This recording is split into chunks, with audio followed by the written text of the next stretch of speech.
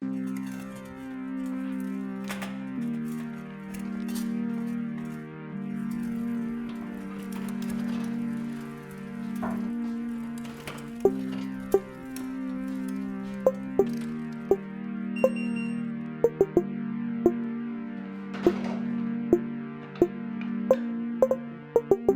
as I put my apron on, these are the things that I'd like to keep in my pocket. They are absolutely quintessential.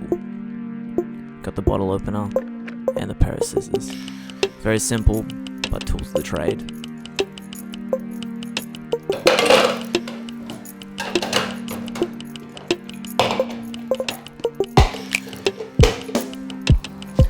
So basically what we have to do now is get all of our film rolled onto our spools in the pitch black.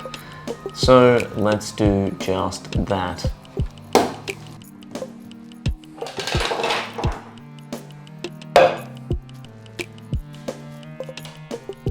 So now that we've done that, the chemicals are warming up and we've got our film in our light tight container and we're almost ready to go.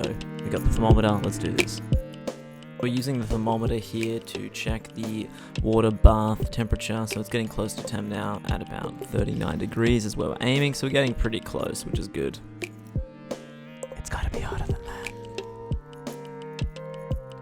So we pre-warmed that bath water and that's what's going in now.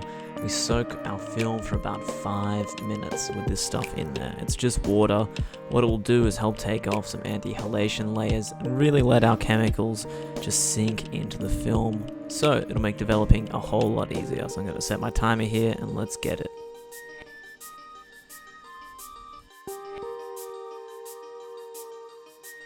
Now once time's up, this is going to make it really, really easy. We weigh out or measure out our chemicals. We're using about 550 mils. Don't mind the color of my C41. It's a little old. We're compensating for that in the time. So I'm measuring out 250 mils for every single 35 mil roll that's in there, plus a little bit. So that's why we get to about 550 mils. Also, if you've got one of these little pieces of paper that come with your developer, please keep it and just follow what's on there. I'm compensating for the age of my developer, that's why my times will be different. Alright, so it's easy now. We just pour the water out. Just giving our film a good soaking. Bring it to temperature so it doesn't get too shocked. We're going to pour in our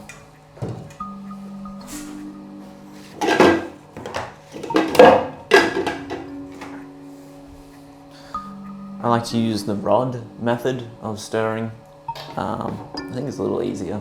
So we're just going to go ahead and do that. So what I do is then just got my developer all measured out. You need 250 mils per 35 mils. So I got 2, so I've got 500 mils. I went a little bit over, so I went 550. That's going in. I'm going to use a hands-free method. Hey Siri, start a timer for 4.5 minutes.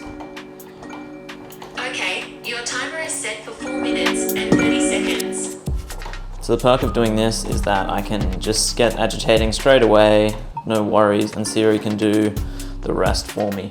So the first 10 seconds is agitating, as you can see here, and then every 30 seconds after that until the end. My paperwork before said it was at 3.5 minutes, but this developer is a little bit older, so what I like to do is bump everything up so that we can keep going with what we've got, you know, use what you've got. I don't like, just because the developer and the Blix are less powerful right now, doesn't mean that I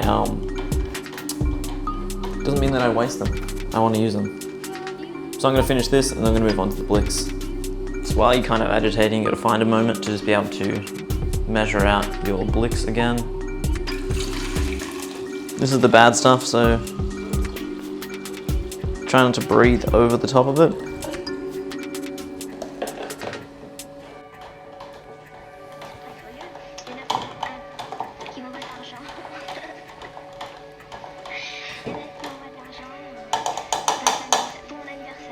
So I've done my last agitation. I'm going to throw this quickly for a quick wash. Siri's going to tell us when we're done. Time's up. So pour the developer straight back into its tank I put the lid on immediately. Make sure I get as much out as I can. Lid back on. And then we're going Blix. Hey Siri, start a timer for 7 minutes. Okay, 7 minutes and counting.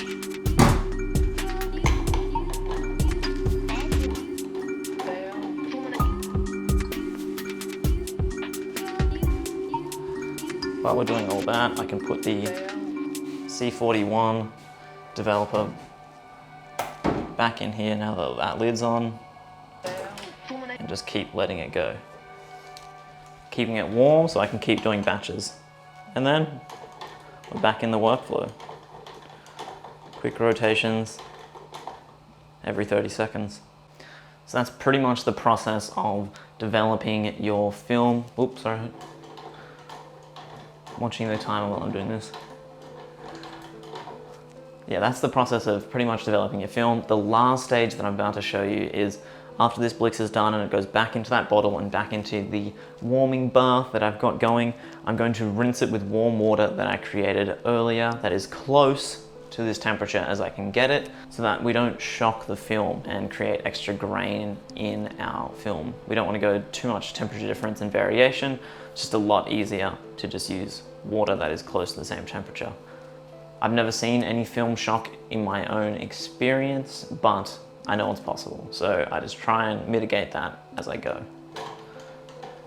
So while you're going, you want to give everything a rinse as best you can.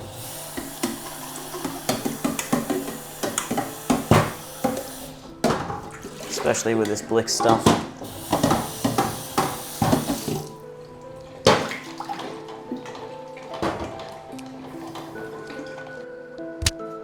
So the last agitation is done, and we're going to let Siri count down for us. And then we're going to ditch this thing, put the Blix back into the water bath, and then we're done.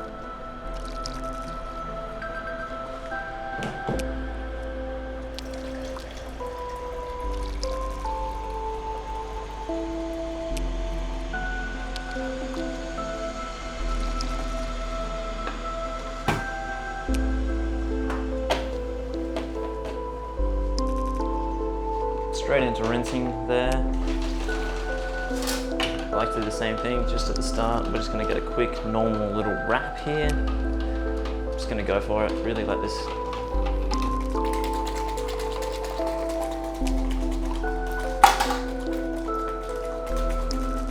So while I'm doing this, basically what this does is cleans off any of the Blix that's left over on the film. Then I leave this warm water that I created in there for about 5 to 10 minutes until it calms down to closer to room temperature. And then I can just let the tap rip. Hey Siri. Hey Siri. Siri, you piece of shit. Now everything's cooled down, what I can do is put the tap on and just rinse this thing out. I'm gonna put it on for another 3 minutes, and that should be enough to finish it off, and then we can do the big reveal.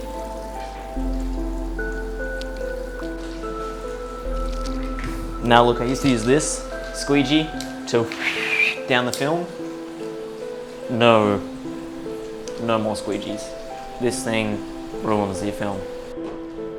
On the second roll, so these rolls are from my brother, so he might have been testing out a camera, so that's why that is blank. But then his second roll, we are looking good. That's nice.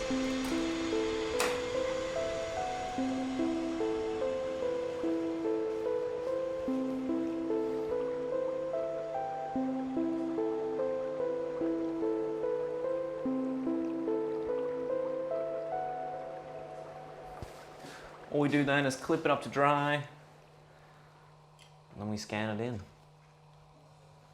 So thanks for watching. Goodbye.